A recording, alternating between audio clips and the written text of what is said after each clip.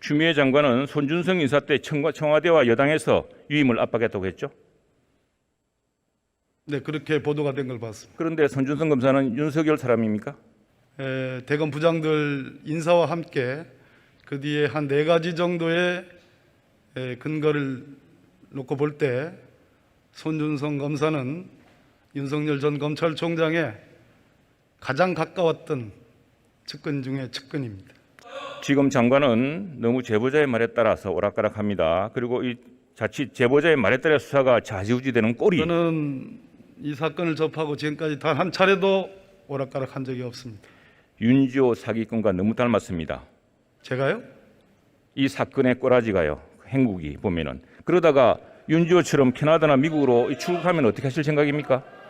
그런데 윤석열 후보는 손 검사와 검찰 선후배 사이고 그렇기 때문에 피의자를 입건한다면은 정치적 동지 관계인 두 사람의 수상한 만남에 대해서도 의심해야 되는 거 아닙니까? 만남 가지고 의심을 하게 되면 세상에 참 수사할 것이 많을 것 같습니다. 자, 그러나 국정원장이 어찌됐든 고발이 됐기 때문에 적어도 지금 최 의원님 말씀하시는 그 부분도 엄정하게 법과 원칙에 따라 저는 조사가 될 거라고 생각합니다. 그렇게 해주십시오. 더구나 국정원장이 제보자를 만난 날은 북한이 남북 공동연락사무소 통신약을 끊은 다음 날입니다. 그건 이 사건하고 관계없는 얘기. 국가안보에 위중한 국정원장이 아무 일 없이 그 시기에 시내 호텔에서 제보자를 만나겠습니까? 미디어 오늘. 장관님, 예. 지난주 예길이 질의 때 제가 빠른 수사를 촉구했지만 지금 별다른 증거를 찾지 못한 채 수사가 미궁에 빠져들이는 형국입니다. 어떻습니까? 미궁에 빠졌느니 어떠니 지금 판단하기 이른 시점입니다. 그런데 장관과 공수처는 수사 중에 손준성은 최소한 전달자라고 밝히고 있는데 이는 피의사실 공표에 해당하는 것 아닙니까? 법사위에서 박주민 간사께서 그 손준성 보냄이라는 그것이 사실상 손준성 검사를 의미하느냐라고 질문을 했고 제가 무리가 없다 이렇게 답변했습니다. 장관은 법무부 훈령으로 그것대로 피의 그냥 사실이라든가 검찰 수사 내용이 유출되면 내사에서 엄벌하겠다고 하셨죠? 형사사건 공개금지 규정을 개정을 했는데요. 그 개정의 취지는 수사의 동력으로 삼기 위해서 수사 주체가 피의 사실과 관련된 내용을 공개하는 경우에 적용이 됩니다. 근데 무슨 근거로 손준성 검사가 고발장을 보냈다고 이야기하십니까?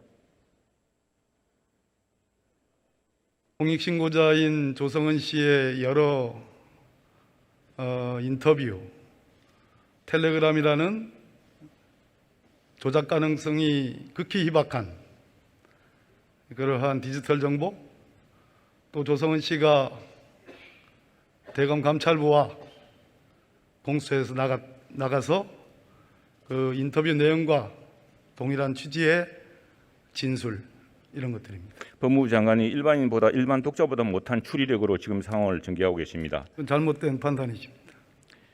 자, 손준성 검사가 윤 총장 쪽 인물인 것처럼 단정했는데 어제 추미애 장관의 TV 토론 못 보셨습니까? 저 보시겠습니까? 보지는 못했고 기사는 접했습니다. 추미애 장관은 손준성 인사 때 청와대와 여당에서 유임을 압박했다고 했죠.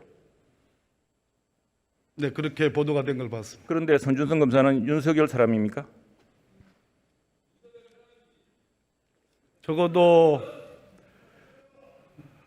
대검의 수사정보정책관으로 발령이 난 당시에 그 경위에 대해서는 제가 소상히 알지 못합니다.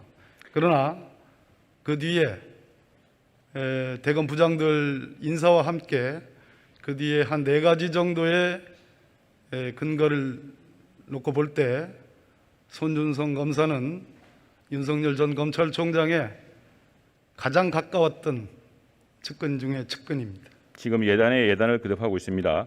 손준성 검사 압수수색에서는 어떤 내용이 나왔습니까? 말씀드릴 수 없습니다.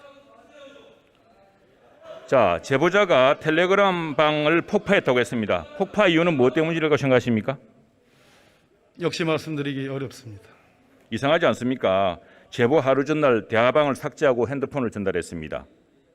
당시 김웅 의원과 나눈 대화방도 남아있다고 했지만 실제로는 삭제하고 검찰에 제출했습니다. 정상입니까? 공익신고자는 2대의 휴대폰을 얘기하고 있습니다. 그리고 그 폭파했다라고 하는 그 방과 관련된 증거 자료를 저장을 했다라고 그렇게 얘기하고 있습니다. 지금 장관은 너무 제보자의 말에 따라서 오락가락합니다. 그리고 이 자칫 제보자의 말에 따라 수사가 좌지우지되는 꼴이 저는 이 사건을 접하고 지금까지 단 한 차례도 오락가락한 적이 없습니다. 윤지호 사기꾼과 너무 닮았습니다. 제가요? 이 사건의 꼬라지가요. 행국이 보면은 그러다가 윤지호처럼 캐나다나 미국으로 출국하면 어떻게 하실 생각입니까? 다시 안 들렸습니다. 다시 말씀해 주십시오. 자, 제가 말씀드리고 싶은 건 이겁니다. 이제 공수처가 법원으로 발부받은 압수수색 영장에 의하면 고발장 작성자는 손준성 검사가 아닌 대검찰청 소속 성명불상의 검사라고 기재되었다고 합니다. 게다가 손준성 검사는 고발장을 작성한 적도 관련 문서나 첨부 자료를 김웅 의원에게 보낸 적도 없다고 합니다. 그런데 무슨 근거로 장관은 그렇게 단정하십니까? 압수수색 영장이 발부가 됐습니다. 그리고 압수수색 영장은 수사 초기에 하는 물적 증거의 1단계에 해당합니다. 그리고 그 범죄 사실의 구성은 수사 초기이기 때문에 그게 완성된 범죄 사실이라 보기 어렵습니다. 그러나 여러 가지 뉴스버스의 보도 내용 그리고 조성은 씨의 여러 가지 인터뷰 내용 그와 동일한 진술했다고 하는 그런 부분들 디지털 증거들 이런 걸로 보았을 때 제가 그렇게 판단하고 있는 것입니다. 자, 조성은 씨는 검찰의 내부 고발자가 있다. 제3의 성명불상 인사가 있다라고 언론 인터뷰에서 이야기했습니다. 이야기 들으셨습니까? 예, 보도 봤습니다. 지금 장관의 발언을 크게 뒤흔들 만한 이런 이야기들이 나오고 있습니다. 왜 그게 크게 뒤흔들리는 거죠? 무슨 근거로 손준성으로 단정하고 지금 이 사건을 합니까? 지금 자 보세요. 성명불상 압수수색 영장에도 성명불상의 검사라고 되어 있습니다. 최영두 의원님 이 사건에서 공익신고자의 진술은 우리 형사소송법상의 거의 직접 증거에 해당합니다. 그리고 그것을 강력하게 뒷받침하는 디지털 증거가 있습니다. 아마 최영두 의원님께서 법조 출입을 많이 하셨기 때문에 제 말씀을 충분히 이해하실 거라고 생각합니다. 이 점을 가볍게 보는 것도 편향입니다. 장관께서 너무 확신하는 것도 편향입니다. 자, 보십시다. 야당의 대선 주자인 윤석열 예비후보는 이른바 고발 사주 의혹의 제보자의 주장과 민주당의 일방적 예단뿐 어디에도 등장하지 않습니다. 반면 국정원장은 제보자와 보도 직전에 2차례나 만난 사실이 뚜렷하게 등장하지요. 예, 만났다고 보도 봤습니다. 그런데 윤석열 후보는 손 검사와 검찰 선후배 사이고 그렇기 때문에 피의자를 입건한다면은 정치적 동지 관계인 두 사람의 수상한 만남에 대해서도 의심해야 되는 거 아닙니까? 만남 가지고 의심을 하게 되면 세상에 참 수사할 것이 많을 것 같습니다. 자, 그러나 국정원장이 어찌됐든 고발이 됐기 때문에 적어도 지금 최 의원님 말씀하시는 그 부분도 엄정하게 법과 원칙에 따라 저는 조사가 될 거라고 생각합니다. 그렇게 해주십시오. 더구나 국정원장이 제보자를 만난 날은 북한이 남북 공동연락사무소 통신연락을 끊은 다음 날입니다. 그건 이 사건하고 관계없는 얘기. 국가안보에 위중한 국정원장이 아무 일 없이 그 시기에 시내 호텔에서 제보자를 만나겠습니까?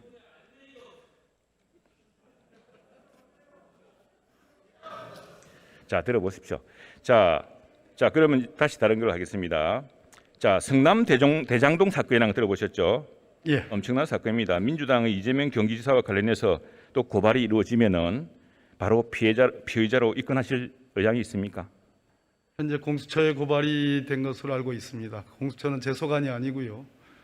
검찰에 뭐 그런 일이 있으면 충분히 이 사안도 공정하게 균형에 맞춰서 법과 원칙에 따라 저는 수사가 이루어질 거라고 생각합니다. 자, 민간업체인 화천대유와 개인 투자자 7명이 자본금 3억 5천 원으로 3년간 4,040여 원을 배당받았습니다.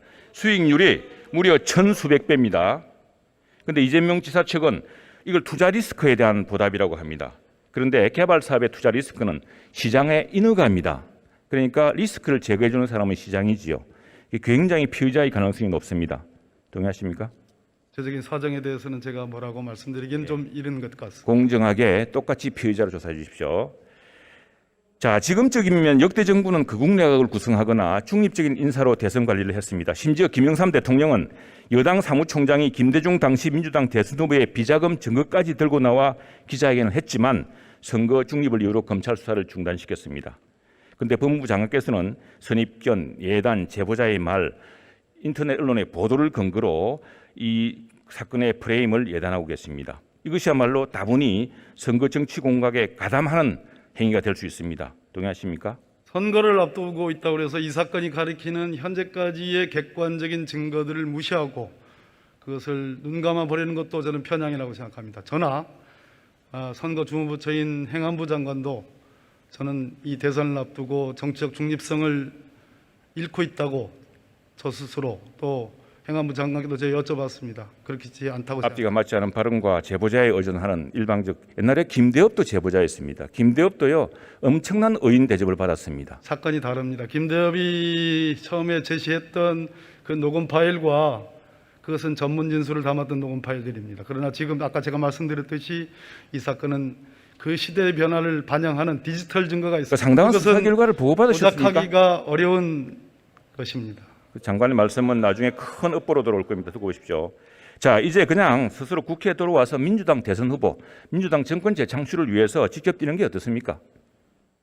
저는 법무부 장관으로서 최선을 다하고 있습니다. 심판을 해야 할 사람이 플레이어가 되어서 되겠습니까? 당당하게 물러나서 선거 중립을 위해 법무부 장관에서 물러난 명예로운 장관이었다라는 기록을 남겨주십시오.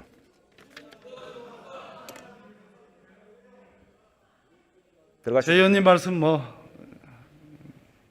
무슨 뜻인지 예, 무게감 있게 듣겠습니다.